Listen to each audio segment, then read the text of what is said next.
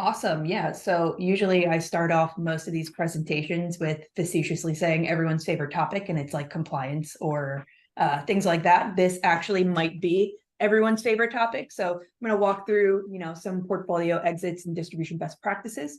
Let's see.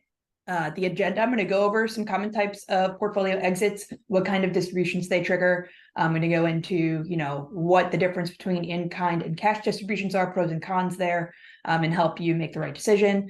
And then go through some distribution best practices in general. And that's where I'll talk about like what your admin team can step in and do. So first and foremost, common types of portfolio exits.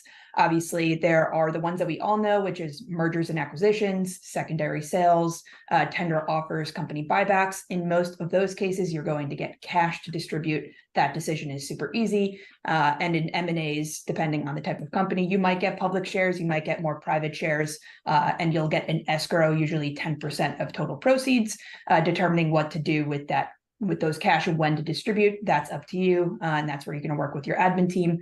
The part where people get a little bit more, not confused, but there's a decision to be made is when one of your private companies go IPO, and those private shares now turn into public shares.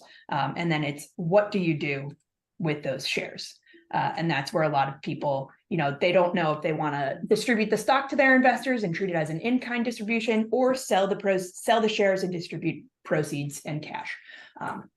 So I put together a little pros and cons of both in-kind distributing shares and cash distributions, and we'll walk through them a little bit. So the good thing about it. I think that's just someone not muted. Anyway, so the good thing about an in-kind distribution, there are a few things. The actual distribution of those shares is not a taxable event. The tax gets deferred to when either the GP sells their shares that they get in the distribution, or when the LPs share. And a lot of the times you'll see it on the accounting books and records as a deemed gain as opposed to a realized gain. So that's something to keep in mind when you're determining, which way you want to go. The other thing is the value of that distribution is locked in. So the price of the shares may fluctuate after the distribution, but the distribution value is locked in at whatever your operating agreement says. So it could be, the last closing price. A lot of the times you'll see it be like the average of 3 to 5 days of the closings price, but that value is locked in, which is a good thing. And it removes the decision from the GP of whether or not they want to hold on to the shares, sell the shares, sell partial, and hold on to some for long-term value or long-term gain. It kind of just releases that burden from the GP and passes it along to the LP. And it gives the LP or your investors the autonomy to hold, sell, or, do a partial sell and hold it. So it kind of just passes the buck along to the LP, which also is a con depending on your LP base. If you have really savvy investors, they might like the idea of getting those private shares and then having the ability to hold or sell them, or they might not be savvy investors, and they would value you selling those shares and giving them cash. The good thing, again, that I mentioned before is that you lock the value of the distribution.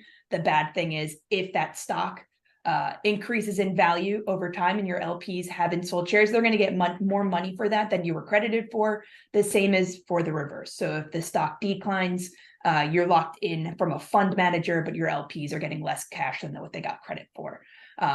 And one thing that I actually appreciated in a couple of in-kind distributions with some of my former clients is that they actually made the decision to sell the shares themselves or hold on to the shares themselves and distribute cash because they understood the companies intimately a lot more than your investors do. So they know, what the stock value could be or where it could be. They just have a little bit more information about what those private companies are doing or public companies are doing more than your investors do.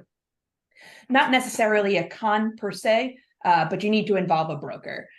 So they're going to be the ones that are, cleaning the stock, ready to have it be transferred. They're going to handle helping your LPs get set up with brokerage accounts and stuff like that. It's just another operational step that you need to be thinking of when you're going to do a stock distribution.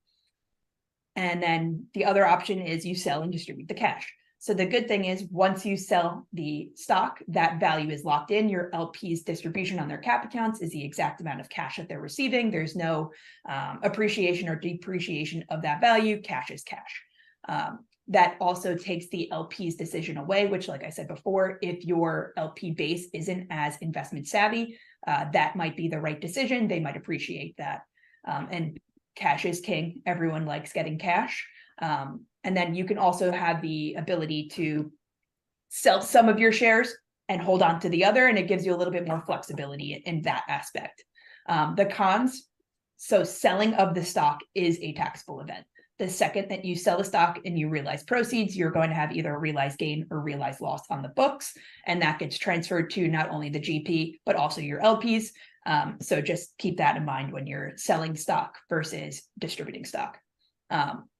So the other con is like the lost value if the shares appreciate. So if you sell your stock on day one and it doubles in value over the week, that's obviously one of those, oh man, I wish I held on to it situations, but you can only prevent so much. Which leads to the next part is you need to think about timing and get the timing right. So make sure you're selling at the appropriate time. You're not holding too long or too short, and you're timing out when you're going to get the most value for those shares, which then could be an operational burden for the GP. So you have to not only manage private stock, which doesn't necessarily fluctuate too much over time, you also have to kind of keep like a hedge fund mind in which you need to make sure you're timing the selling of those shares right. And these are some things that you should consider before making a decision. In my opinion, either decision is right. There's no such thing as a bad distribution. People appreciate getting shares. They appreciate getting cash. As long as you're sending them something, like make your LPs happy, that's the way to go. The other thing to consider is, when is your lockup period over? A lot of the times it's 3 to 6 months after IPO.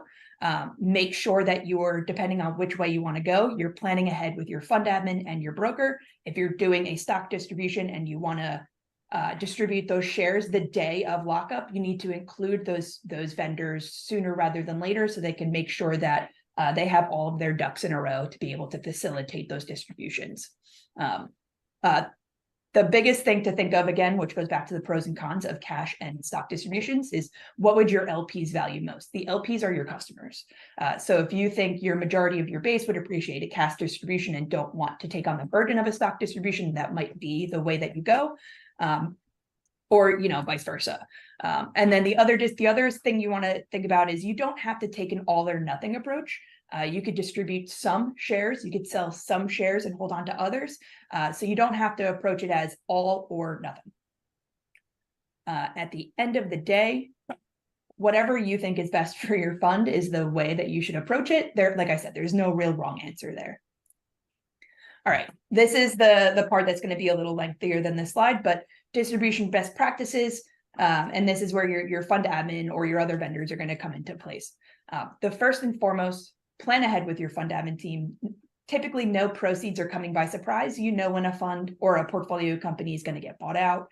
You know when an IPO is going to happen, and even more so, you know when the lockup period's going to end. Just talk to your fund admin team. Make sure that they know, hey, I want to do a distribution. Here's the approximate time that I want to send out this distribution. I'm going to do it in cash. I'm going to do it in stock, et cetera, et cetera. That way that they can have the time to plan ahead for you, get preparing those waterfall calculations, et cetera, et cetera. It's always a best practice to loop in your tax team. So most people don't realize that there are actually 3 waterfalls associated with the fund. There's a distribution waterfall, which determines how much proceeds you get from a sale or a distribution of stock. There's the allocation waterfall, which is associated with your books and records, but there's also a tax waterfall. At the end of the fund, all 3 waterfalls will line up, but as you're running the fund, they might vary in different ways. So you could be in taxable carry without being in distribution carry. So that's why you want to loop in your tax team, because they might be able to say, hey, you should take a tax distribution from the GP's perspective, because you're going to get taxed 20% of these gains, but you're only getting 1% of the distribution. So we want to make sure that you have cash on hand to cover those taxes. And they'll be able to walk you through what that looks like. They also will be able to help you with QSBS verification. Most people will go hands up and say, I don't want to say 100% that this is a QSBS stock, but they'll be able to lead you in the right direction of whether or not you tell your LPs that, hey, this might qualify for a qualified small business stock. Check with your tax team, because that could have real tax implications. They could have 0 taxes versus 35% or whatever their taxable income rate is. First and foremost, or actually not first and foremost, but the most important thing you should do as fund managers, and on the flip side, what your fund admins, you should rely on them for, is understanding the intricacies of your operating agreement. What is your waterfall? Is it return capital 80-20? Is it return capital you have a preference amount, then 80-20? Are there catch-ups? Is it deal by deal? You should understand just as much as your admins what that waterfall looks like. What your admin is responsible for is turning those words into a calculation. The other thing you want to think of is, do you have a recycling limit? A lot of the times operating agreements will cap your recycling limit or your reinvestable proceeds at 110% of your committed capital. Just understand what that is, not necessarily so you hold back all of the proceeds, just so that you know what your options are when you're determining how much you want to distribute.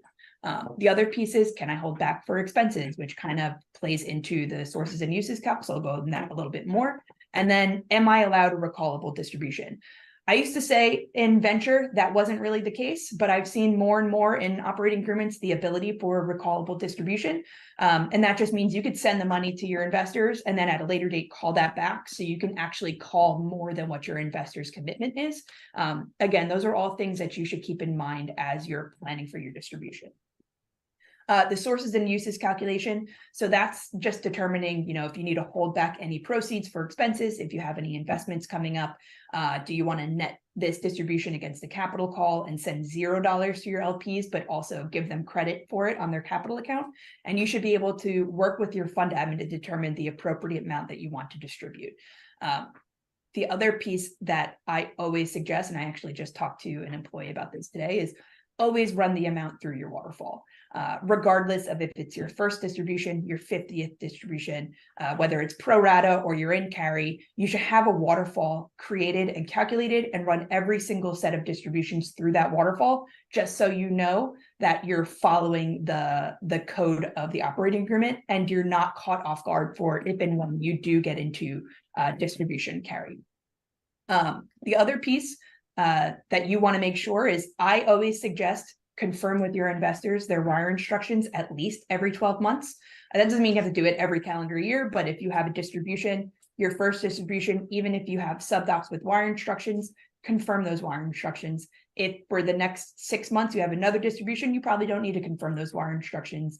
But if you have a distribution 3 years from now, just send an email saying, hey, LPs, we're expecting a distribution. Just let us know if any of your wire instructions have changed.